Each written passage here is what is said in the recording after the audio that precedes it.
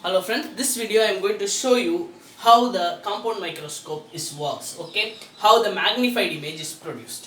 See, we have two lenses. One is a objective lens, another one is a eye lens, okay?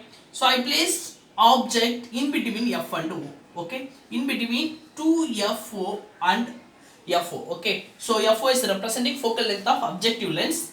F is going to represent focal length of eye lens, okay?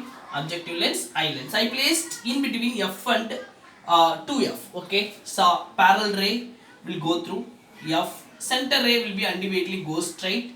It will be produced as a magnified image, okay? So object I am taken as a AB. The image of objective lens I am going to take it as a dash, B dash, okay? So now I got as a inverted image, okay? So in between eye lens and objective lens, okay? So the focal length of eye lens will be here, F, E will be there. So now object will be in between O and F, okay? So it's going to produce as a virtual erect image.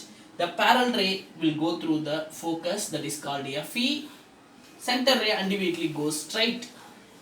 So the divergent ray will be converged this side.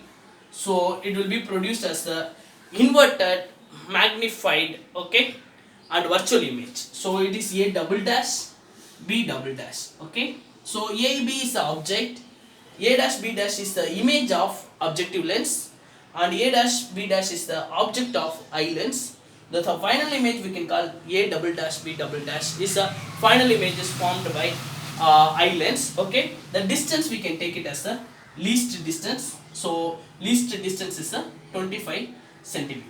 This is a diagram. It's a very important for CBSE exam, okay. So how the final image is formed at the least distance. Thank you.